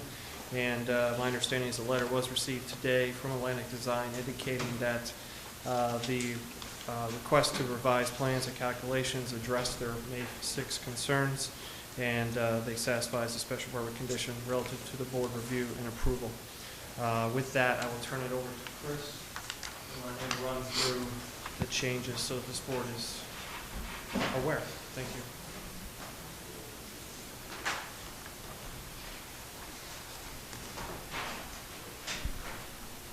Good evening, Mr. Chairman, members of the board. Again, for the record, Chris Tumula. I'm a civil engineer with MHF Design from Salem, New Hampshire. As Mr. Troy mentioned, as you know, this board provided approval back on February 24th for the work within the Watershed Resource Protection District. Again, as Mr. Troyer had mentioned, we had filed an application with Mass DOT, and as the board may or may not be aware, prior to that submittal and the initial submittal to this board, we had had a preliminary meeting with Mass DOT regarding the drainage connection prior to any actual filing with the board. The plan I have on the presentation board right now, I'll go through in a minute, but essentially it's the approved layout on the left-hand side from February of 2014, and then the current modifications that incorporate all of the Mass DOT as well as the Atlantic Design revisions is shown on the right, just for better ease of viewing purposes. So after we filed our application with Mass DOT, we actually met with them on March 19th. At the meeting, they were in opposition of the actual connection as we were currently proposed on the left-hand side here. They essentially asked what we can do to infiltrate as much water on site, because they did not want the direct pipe connection due to their new SOP. They wanted no connection, and we argued that basically in good engineering practice, some sort of connection is necessary to provide positive drainage from our site into the Mass DOT system. After numerous emails and calls and a redesign, we got them to allow us a 6-inch pipe connection where a 12-inch pipe connection was previously proposed. In addition, we more than doubled the size of the detention basin, which you can see on the two schematics shown on the board. We added a chain link fence surrounding the entire detention basin, which was actually something that Atlantic Design had actually asked in the original design, which we actually never incorporated as part of the original approval. We've added a trench drain at the driveway intersection on East Grove Street. In doing so, we actually removed a catch basin. Essentially, they're working at the same type of device. It now discharges into the detention basin, whereas before the catch basin was directly discharging into an oil water separator and then into East Grove Street. With all the revisions, we still have between 33 to 50%, a 33 to 50% reduction in the peak rate of runoff leaving our site. We got the okay from Mass DOT, then we resubmitted to Land Design, and Attorney Troyer mentioned on May 6th we had 6 minor comments, and again those are incorporated in the current plans. We received a follow-up email from Atlantic Design indicating that the plan revisions have been addressed, and I can just kind of go over the major changes here.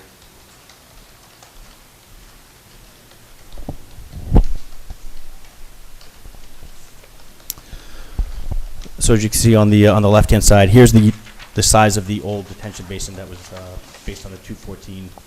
Here's the new size of the detention basin, so it's significantly larger. We were showing a direct pipe connection here as a 12-inch pipe. We're now showing a direct connection here as a 6-inch pipe. We had a catch basin connecting into a drain manhole and an oil water separator, which then discharged out to East Grove Street. Based on Atlantic Design's comments, we've removed that oil water separator, provided a new storm scepter, which is essentially the same type of device, just a smaller unit, and that discharges into the detention basin. We have the 6-foot vinyl fence that was previously shown and requested by the abutter, which is shown on both plans, but now we're proposing a 4-foot chain link fence to protect any patrons and the detention basin itself.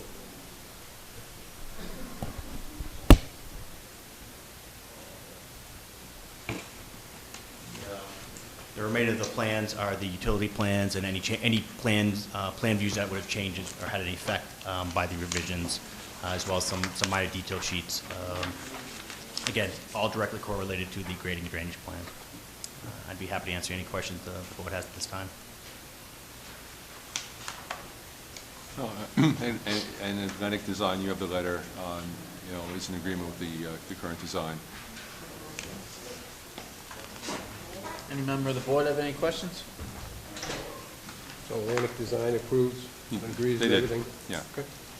Any member of the public have any questions? I have a question, actually, Mr. Chairman. So you have proposed a similar design for over by McDonald's on Route 105, correct? I'm sorry? You have a similar designed building over on Route 105, correct? Plans for one? We do. We have a Totally separate project, I understand that. totally separate project, different engineer. Okay. The Commission on Disability did email us some comments on that other design, which I think are probably pertinent to the current design as well. I know we're not really talking about the ADA compliance issues on this design right now, but Would you before like we to? approve it, yeah, absolutely. If I may interrupt. This site is ADA compliant. I'm not aware of the other site, but if you are talking with respect to any sidewalks or anything that may be in front of that site, we don't have a sidewalk that's actually in front of our site, so we would need an ADA accessible route to our building. With regards to the remainder of the site, we have ADA ramps and ADA parking spaces. It's all compliant with ADA regulations for this particular site. Okay. So a couple of things that the Commission on Disability spoke about at the meeting last week, and I see that it's on this plan as well, that there's some outdoor seating. Is there a handicap or a wheelchair accessible spot in that outdoor seating proposed? The seating is basically 3 seats. Three tables. Everything's fixed to the actual pavement, the concrete itself. There is room for, if somebody was to have an ADA accessible space. It is fenced in, but there's plenty of room for somebody to actually sit down there. So can you order a table that only has 3 attached seats, so if there's a space? I'm sure there wouldn't be an issue in doing so. We had talked, the Commission on Disability had talked about the 2 entrances or exits. There's the front one, and then there's one on the corner. And again, that was on the last building, but I see that that's similar on this building as well.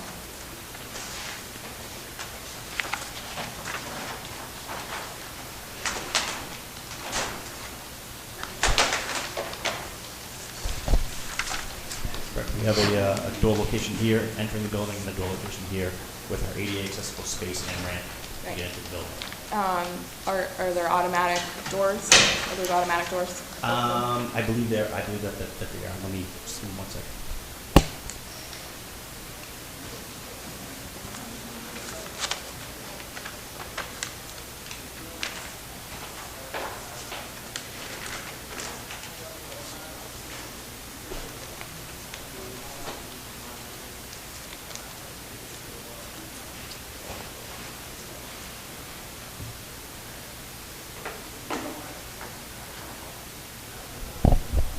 The architectural plans actually do not show automatic doors.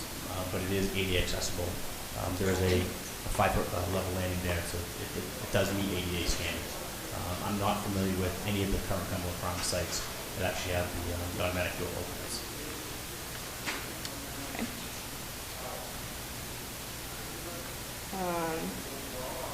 The commission had talked about the 8-foot handicap parking space, and how that was not ADA compliant. It's supposed to be 10 feet, perhaps. The under ADA regulations, 96 inches is the minimum width. It's a van accessible space. I'm not sure, again, that's a separate plan. This plan, we do have That's an 8 feet also. An 8-foot space and an 8-foot aisle. But the space next to the handicap space is 10 feet. We have all the spaces are 10 feet typically, except for the ADA accessible space. That's an 8-foot space. That's required by ADA, and then there's the 8-foot van accessible striped island right next to it. That leads to the ADA accessible ramp, which gets into your store, and that is ADA compliant. You made the handicap space smaller than every other space? A standard ADA accessible space is 8 feet wide with an 8-foot aisle. So yes. That's correct. It's double the size. No, the parking spot is not. The parking spot is 8 feet. Right, but that's for one person to park, and then there's the open aisle. That's not part of the parking space. You're not allowed to park in a straight spot. Right. Right. Okay. And then there was a question about the gas pumps, if there's a button or something, there is a button to allow? Yes. Okay.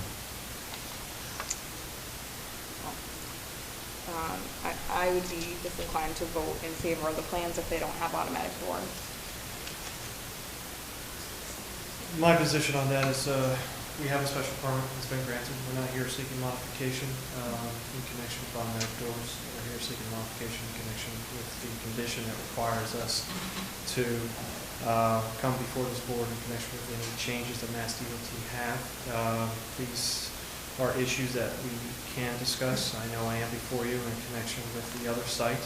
In connection with that site, the special permit public hearing is still open on that, and those are discussions in which we will, I do have a heads up now as to what items you will have some issues with, and we will take some considerations with that. But in connection with this site, we are not willing to go back and change the automatic doors, but we would be willing to definitely take a look at the outdoor seating and make sure that that table, or the required table, that would allow additional accessibility to that.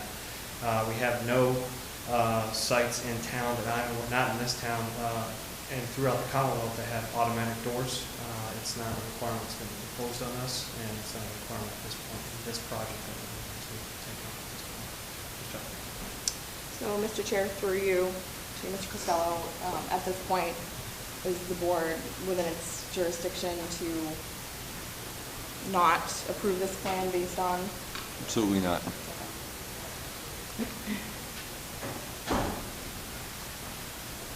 We would appreciate it if you could get those automatic doors. I know we can't require it.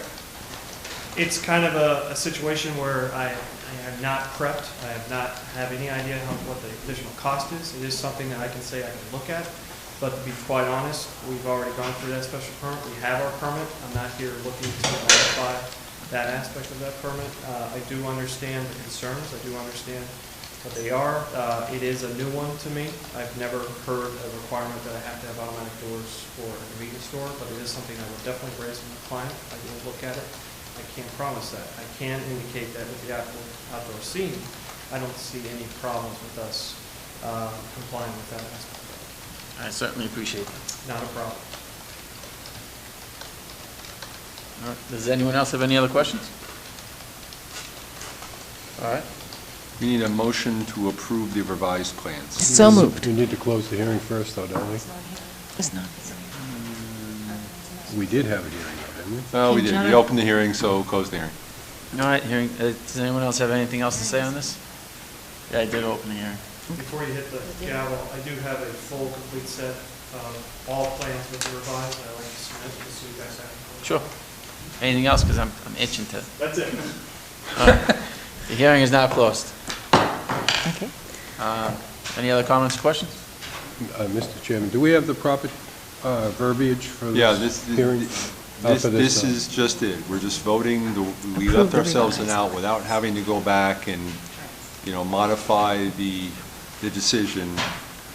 All you have to do is vote to approve the revised plans. Okay, make a motion, we approve the revised plans. Second. I have a motion and a second. Any more comments or questions? All in favor? Aye. Aye. Opposed? Passes Abstain. unanimously. I'm abstaining. Ms. Stewart's abstaining, I'm sorry. So, 4 in favor, 1 abstention. Passes. Thank you. Thank you. All right. Town managers report. No report tonight, owing to the rest of the agenda. All right. Correspondence. Ms. Dalton. Mr. Chair, number one, the Cape Flyer will be resuming its schedule down to the Cape this weekend on Friday night. So we have a notice sent out to all the schools with all those tips. Do we have this on our website too, or just the schools? Should just, yeah, let's do that. Okay, so just be aware that that's happening this weekend, same as last year. At the crossings in South Middleborough, please be extra vigilant. Number 6, Wareham is celebrating their 275th anniversary from year becoming a town, and it's also 200 years from the British War attack in the War of 1812. And they're having a whole summer celebration starting in June with all kinds of events to attend, www.wareham2014.com.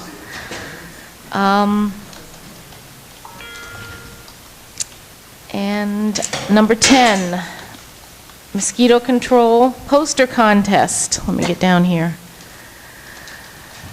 Number 10, 5. Just give me a second to find it.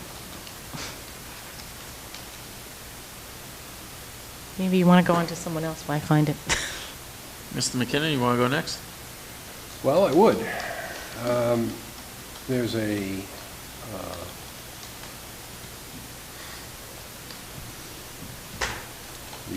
Conservation Commission's been working with the NSTAR on this determination of applicability. They're going to be doing some spraying of herbicides in certain areas, and there's some discussions about how it has to be marked out so we can protect the wildlife. So they've been doing some interesting work on the Conservation Commission. So look out for the critters out there, and I appreciate them for doing that. NSTAR is one of those beasts that it's very difficult to control because they have the money and they have the power and they have the authority to keep the power lines running no matter what. So it's, as we saw what happened with their power line operation when they were doing a little land clearing and kind of left a very ugly scar through the town. There was no way to stop them, but Conservation Commission was working very hard on making sure they did everything absolutely correctly, so I appreciate them for doing that. And that's what I've got. Thank you. Found it, number 10. So the Plymouth County Mosquito Control Project 2014 poster contest. And I'm mentioning this because I know mosquito-borne viruses and diseases are especially affected. They have affected some people in the town here. So I wanted to let you know that students in grades K through 12 who are in public schools, private schools, or home schools, additionally students may submit entries from organizations or groups such as scouting groups, 4-H, daycare, church groups, etc. The theme is people who need to take personal responsibility for protecting themselves from mosquito bites. Protect yourself is the theme. The background is mosquito bites can cause a person to get EEE and West Nile virus. It's going to be a big threat every summer, as it is this summer. The challenge for the contest, help us convince all age groups that the threat of these viruses is real and that they should take specific actions to protect themselves and their families. For details, you can go to www.plymouthmosquito.org. So all you young artists over there, we saw we have a lot of them in town. Here's another contest to enter. Ms. Stewart? Nothing tonight. Mr. Knowlton? Number 16, we received a notice of a Phase 5 status report for the former LH Chase and Sons Chevrolet Inc. at 161 South Main Street, and they're basically letting us know that the report is ready.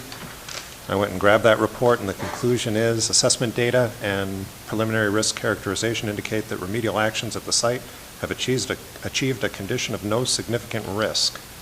It looks like everything's been taken care of. They're going to be monitoring over the course of the next 2 years before they can fully sign off on this. The monitoring data collected supports that no groundwater exposure potential exists. Based on the results of continued groundwater monitoring and a full risk assessment, it's anticipated that closure documentation can be submitted for the site in August of 2015. So it's always good to see these sites be cleaned up and see us moving forward. Yes, it is. I don't have anything. So I guess with that, The Cape Flyer information is on the website, I just checked. Thank you. beautiful. I'd entertain a motion to go into executive session So moved. for, do I have to read the whole thing? Yeah. Yep.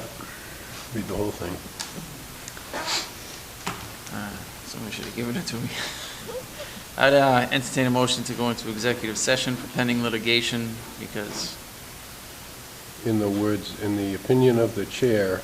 in the opinion of the chair, to hold these discussions in public would be detrimental to the position of the town. That works? Perfect. Sounds good to me. I would second that motion. Any comments or questions? Full On- vote. Full vote. Mr. McKinnon? Aye. Aye. Mr. Alpey? Chair votes yes. Aye. Ms. Stewart? Mr. Knowlton? All right, with that, we will And now. we're not to return to open session. Not to return We to forgot open include session. that. Chair, should we do the same thing with leaving here as a board at this point in the meeting? I would, if I were you. Yes. You gotta,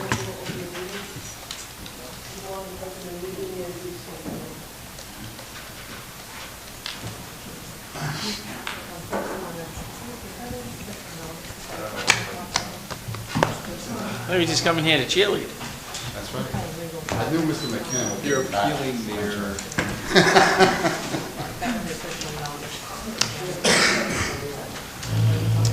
Mike Labonte, Chairman of the Planning Board, opening the Planning Board Co-meeting.